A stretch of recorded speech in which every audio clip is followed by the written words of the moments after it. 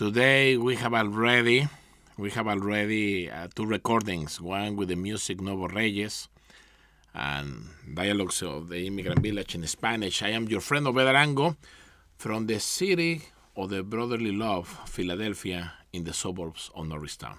And today, briefly, this is a short program. We are addressing two news. The first one is the restoration of the Museum of the House of the President in Market Street. You might remember that 2 weeks ago, we mentioned about that the Trump administration ridiculously dismantled a museum trying to erase the history. And it has been thousands of people and writers that we have complained, that we have pushed back. And the demand of the city was awarded by the judge that the museum should be restored. Therefore, today, now you can walk back to Philadelphia and see the House of the President with a full history that recognizes the horrors of the slavery during the time of George Washington and in his house. Because he not only was the hero of the American Revolution, but he also was a person who was a hard slaver. And slavery is horrible. And to understand that history is important if we want to correct the present and the future. Trying to erase it doesn't help. To the contrary, make it worse. The second is about the community assembly, the 5th community assembly that Secate has held since last year. And I want to read this editorial comment that can summarize what happened last night. I have entitled to this editorial comment, An Organized Community. Let us organize wherever we happen to live, Zapatistas. The courage of a community to show up, open its heart, and speak from pain, uncertainty, anxiety, from what has never been written, was evident at the 4th Community Assembly, organized by Secate, following the first gathering on January 29, 2025, just after the initial intervention by ICE in West Norriton.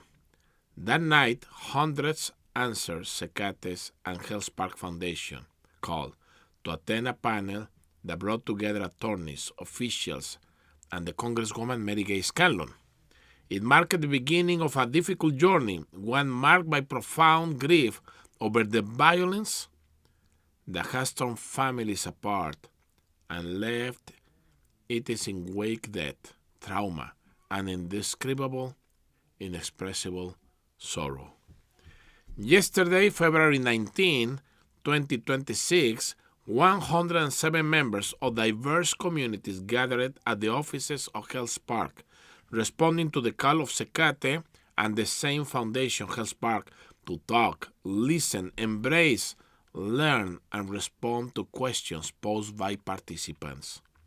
To understand what has happened, determine what to prioritize according to the needs of the immigrant community, and develop solutions to continue concrete actions in order to create a humanitarian relief.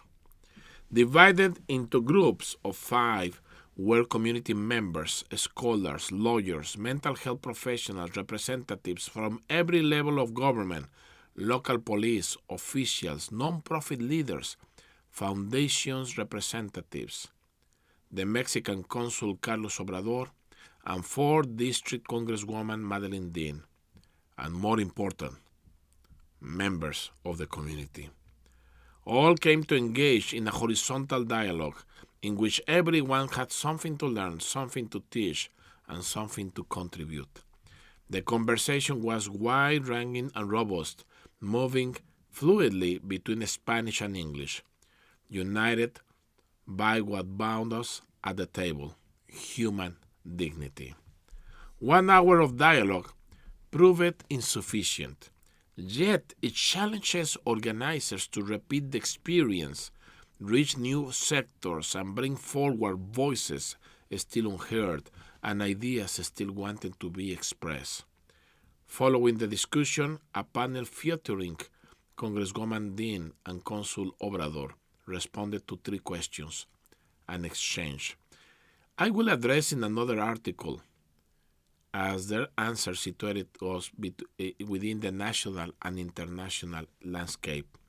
We learned, however, for instance, that the budget approved under the Donald Trump allocated $75 billion to ICE. Thus, even if new funding is not approved in this cycle, ICE remains financially intact. This is disheartening, but at the same time shows us the picture of the things that we are confronting. And at the same time, we also hear how documenting civil rights abuses is essential because such records cast light to that. Over time, generates social pressure and shapes history. Among those present were 2 exemplary law professors whose work alongside the community is constant. Attorney Sarah Pauletti of the University of Pennsylvania Carey Law School, director of its Transnational Legal Clinic, and Professor Michelle Piston of the Villanova University, Charles Whitaker School of Law, founder and director of VISTA program, which certifies representatives for immigration courts. Several professional therapists attended as well, including Julie Knudsen and Obed Noguera, both of them local therapists well known in our community, along with nonprofits such as Aclamo, Welcoming Center, and Woody Center, and foundations including People's Media Fund and Barra Foundation, and of course Health Park. What we witnessed yesterday was companionship in pain, vulnerability, solidarity, the generation of solutions, and deep organizing. In my youth, I learned from Zapatismo that what is required are neither saviors, nor bosses, nor strongmen, no protagonism, but rather a conscious community and a great deal of organization. That is what we saw last night. An organized community which translates into hope. Viva la comunidad. Last night was an event that shows the power of the community coming together and creating solutions together. Without saying more today, because this is the 3rd transmission of the day, I wish you a very good weekend. Take care of yourselves, take care of your families. From the city of the brotherly love, this was your friend Obed Arango para Villa Inmigrante. Until the next time.